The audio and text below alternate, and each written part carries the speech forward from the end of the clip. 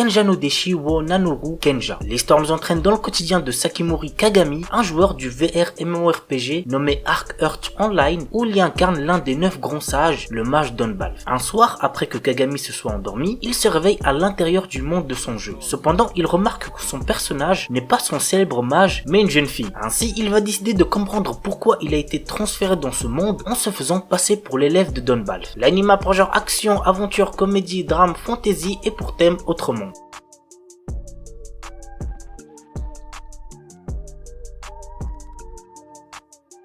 Life with an Ordinary Guy. Notre héros est un employé impopulaire de 32 ans qui se retrouve un jour transporté dans un monde parallèle aux côtés de son ami qui lui est populaire. Ce dernier est arrivé dans ce nouveau monde avec son apparence de tous les jours, mais notre héros se retrouve lui dans la peau d'une femme. Pour récupérer son corps, il va devoir partir à l'aventure avec son ami et battre le seigneur des démons. L'anime a pour genre action, aventure, comédie, fantasy, romance et pour thème autre monde.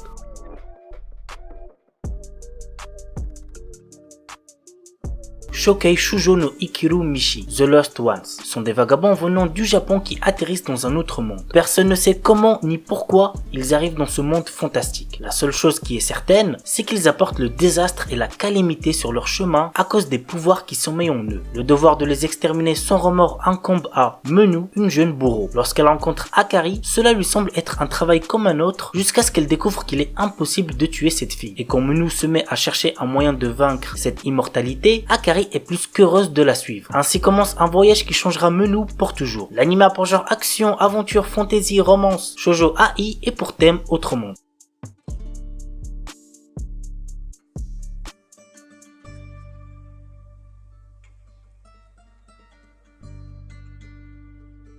Thermae Romae Nove. L'histoire se déroule pendant l'Antiquité roumaine. Un architecte romain, Lucius, profite d'une faille temporelle pour faire une petite visite au Japon moderne où il découvre toute la richesse des bains publics japonais. Pragmatique avant tout, il va établir un pont entre deux civilisations, toutes dévouées à ces espaces de relaxation et de plaisir et appliquer aux bains romains les idées brillantes qu'il a dénichées au Japon. L'anime a pour genre comédie, historique, romance, slice of life surnaturel et pour thème autre monde, politique, voyage temporel. Gaikutsu Kishisama Tadaima Isekai I Odeka Kishu. Quand Arc, notre héros, se réveille, il découvre qu'il a été transporté dans un autre monde dans le corps du personnage qu'il jouait dans un MMO. Avec son armure et son corps en forme de squelette, on lui surnomme le chevalier squelette. Logique. Si son identité était découverte, il pourrait être pris pour un monstre et devenir une cible. Notre héros décide de passer son temps comme mercenaire pour ne pas attirer l'attention sur lui. Cependant, il n'est pas le genre d'homme pouvant rester les bras croisés lorsqu'il est témoin d'actes malfaisants se dérouler sous ses yeux. L'anime a pour genre action, aventure, comédie, drame, fantasy, mystère et pour thème autre monde, combat, magie, monstre.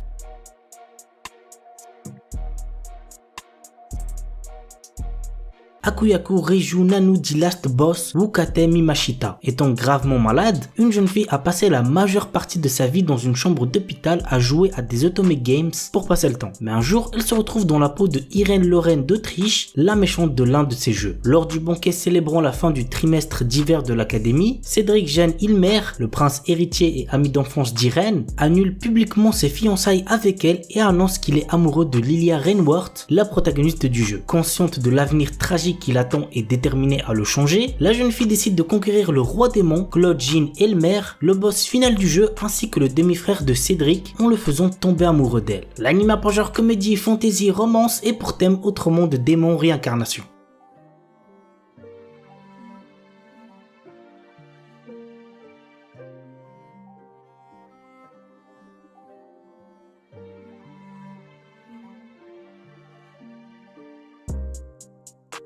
The Imminence in Shadow. Les grands héros et les méchants diaboliques sont le genre de personnages que les gens ont envie d'être, mais pas Sid Kaginu. Il aspire à devenir le véritable cerveau derrière tout cela, à tirer les ficelles et à faire en sorte que ses machinations dirigent toute l'histoire. Dans sa vie antérieure, il n'avait pas pu atteindre son objectif. Cependant, il va désormais renaître dans un monde de magie et montrer la véritable imminence de l'ombre. Alors que Sid prétend n'être qu'une personne dans la moyenne, il recrute des membres pour sa fausse organisation nommée Shadow Garden, dans le but de faire tomber le faux mystérieux culte qui se cache dans l'ombre. Grâce à de nombreuses improvisations, Sid dirige sa fausse organisation contre l'infâme et pourtant étonnamment réelle culte de Diabolos. L'anime apprend genre action, aventure, comédie, ecchi, fantasy, shonen et pour thème autre monde, harem, organisation secrète, réincarnation. Il est déconseillé au moins de 16 ans puisqu'il contient beaucoup de violence.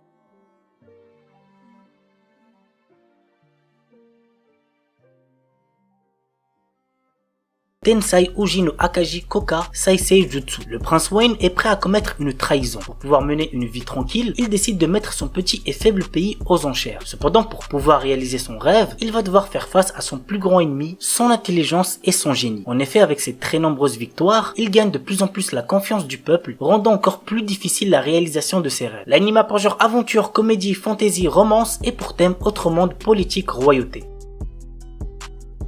Leadal no Daishinit. Nous suivons Kena Kagami, une adolescente paralysée et sous assistance respiratoire suite à un horrible accident. Pris au piège dans un lit d'hôpital, Kena passe ses journées à jouer à un VR MMORPG appelé World of Leadal. Un jour, elle se réveille dans le corps de son avatar de jeu et découvre que 200 ans se sont écoulés à Leadal par rapport à sa dernière connexion et, plutôt que d'être un jeu vidéo, ce monde est maintenant très réel. Kena découvre qu'elle est décédée et que c'est son esprit qui est resté coincé dans World of Leadal. Notre héroïne consacre donc son énergie à explorer Leadal et à renouer avec certains des PNJ et amis qu'elle avait dans le jeu auparavant, s'ils sont toujours en vie bien évidemment. L'anime a pour genre action, aventure, drame, fantasy, shonen et pour thème autre monde, magie, monde virtuel, réincarnation.